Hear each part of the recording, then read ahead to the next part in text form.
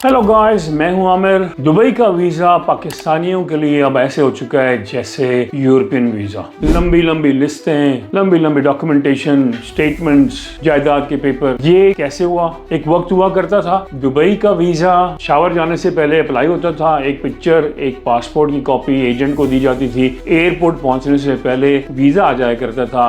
अपनी फ्लाइट पे बैठते दुबई चले जाया करते थे। It was so easy. What happened? ये वीज़ा क्यों इतना सख्त हो गया? क्यों पे इतनी पाबंदियां लगी? पहले तो 29 सिटीज की लिस्ट बनी, उसको बैन किया गया और उसके बाद पूरा पाकिस्तान उस लिस्ट में आ गया।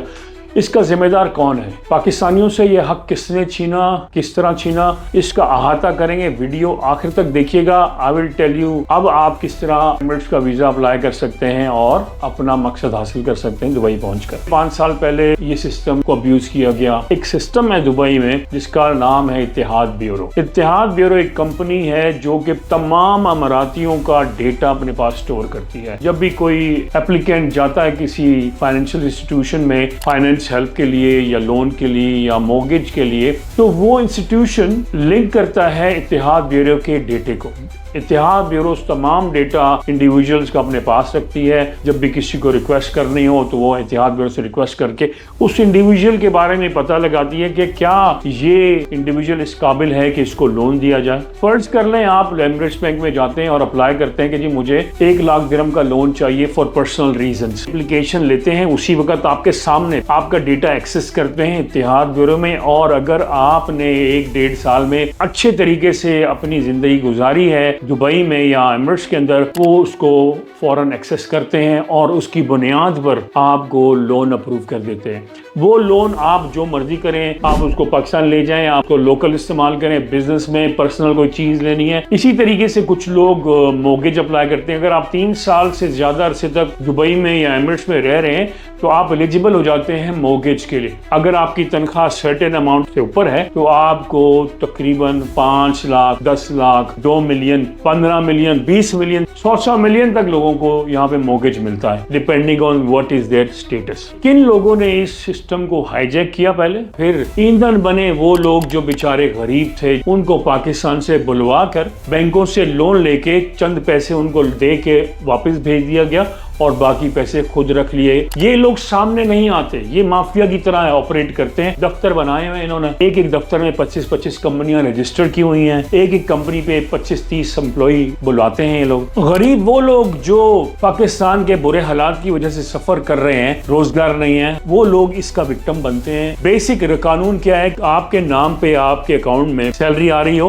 आप किसी अच्छी कंपनी में काम कर रहे हो जिसकी कम से कम एम्प्लॉय की तादाद 22 या 23 हो, उस कंपनी के एम्प्लॉय को बैंक इजीली लोन दे दिया करता है। पहले ये क्राइटेरिया कम था, anybody can apply, even in a small company उसको भी मिल जाया करता था क्रेडिट कार्ड, लोन। और क्रेडिट कार्ड भी ऐसे, मिसाल कर लें अगर आपकी तनख्वाह 20,000 है तो बैंक आपको 80,000 तक का क्रेडिट कार्ड ऑफर करता था। इसी तरीके से पर्सनल लोन में अगर आपकी तनख्वाह 18 से 20,000 दिरहम है तो कम से कम 3-3.5 लाख दिरहम का लोन अप्लाई कर सकते थे आप। ये सिस्टम बेहतरीन तरीके से वर्क कर रहा था। जो लोग सही तरीके से इसको इस्तेमाल करते हैं उनके लिए तो बहुत अच्छा है। लेकिन इन माफिया के कारिंदों ने इस सिस्टम को अब्यूज किया, हाईजैक किया, गरीब गुरबा पाकिस्तान से बुला के उनको बिठाया। ये करते क्या थे? आपको एजेंट के थ्रू या अपने जानने वालों के थ्रू अप्रोच करते थे। एक आदमी जो 500 रुपए नहीं कमाता, उस आदमी को अगर आप 10 लाख की ऑफर करेंगे तो वो बेचारा मजबूरन तो हाँ कर ही देगा। जब वो सुनते हैं कि दुबई के लिए आपको ले जाएंगे, टिकट भी देंगे, रिहाइश भी देंगे, खाना भी देंगे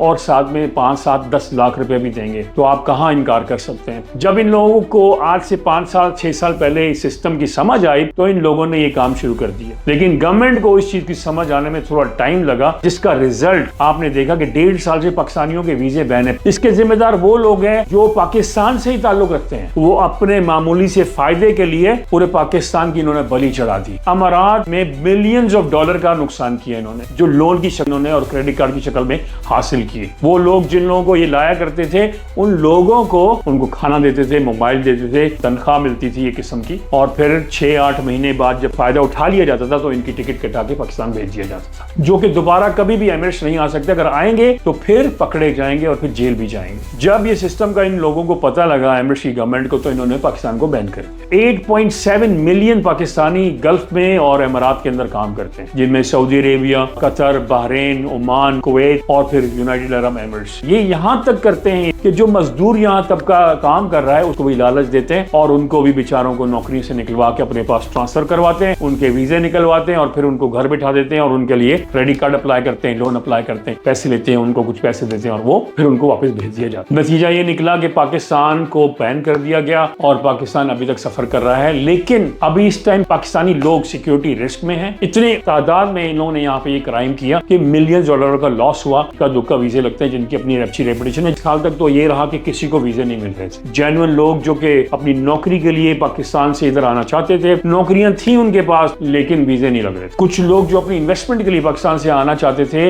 वो लोग भी नहीं आ सके। वही ने अपने आप को मनवाया और अब America, Europe, Canada, develop countries है, वहां से लोग आके यहाँ पे रह रहे हैं। Dubai is a no tax country. Pakistan में अभी इस टाइम जॉब पे टैक्स, मुझे बता रहे हैं लोग, मुझे नहीं पता, 38% टैक्स पे कर रहे हैं हम लोग। People are preferring to go to Dubai. Dubai was a safe haven for Pakistani people. ये पाकिस्तान के साथ जो पाकिस्तानियों ने किया इसकी मिसाल नहीं मिलती और ये लोग अभी भी नहीं रुकते अगर एमिरेट्स की गवर्नमेंट पाबंदियां ना लगाती। अभी इसका तरीकाकार क्या है कि आपने अगर एमिरेट्स के विजिट वीजा अप्लाई करना है तो एक तो अपने बैंक स्टेटमेंट मेंटेन करें, आप ट्रैवल हिस्ट्री थोड़ी सी बना लें। देखिए 9/11 से पहले यूरोपियन वीजे, अमेरिकन वीजे, कैनेडियन वीजे, ऑस्ट्रेलियन वीजे इजीली हुआ करते थे पाकिस्तानियों के लिए। आप बैंक स्टेटमेंट दें, आप सरमायाकार है, पैसा है आपके पास, तो आपके वीजे लग जाया करते थे। लेकिन अब वो भी नहीं लगते। 9/11 के बाद सूरत हाल ये अक्सर बदल चुकी है। दुबई भी वैसे ही हो चुका है। अभी मुश्किल है क्योंकि इंडियंस भी इधर आए हुए हैं, पाकिस्तानी भी आए हुए हैं, बांग्लादेशी भी इधर हैं। कंपटीशन बहुत सीवियर है। We need to send educated people work here. So government of Pakistan should worried about this situation. I am sure they probably working with the Emirates government to stop people who are coming from Pakistan.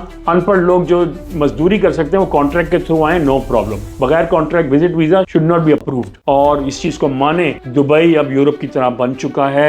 लोगों की grass में नहीं आ रहा कि क्या वाकई Dubai इतनी strict हो सकता है। सो ब्रदर्स प्लीज अपने एजेंट को जब अप्लाई करें तो जेन्युइन स्टेटमेंट दीजिए अपनी और अपनी हिस्ट्री बनाइए। कहीं इधर उधर ट्रैवल कीजिए जो ऐसी कंट्री जहां पे बगैर वीजे के पाकिस्तानी जा सकते हैं। Do go there and then apply for Dubai's visa. Make sure that you are healthy before you apply. You must have insurance. These are the only few things. अपनी जॉब का लेटर साथ लगाएं, वीजा लगेगा आपका। I have gone through a lot of data in the net that people are talking about this and they applied and they have gone through with the visa. You will be lucky inshallah. If you like my channel, if you like this video, please do subscribe and like the videos. If there is any question regarding your future travel plan to Dubai, you let me know. My number is on the screen. I'll be happy to oblige you and guide you in terms of traveling to Dubai. Thank you.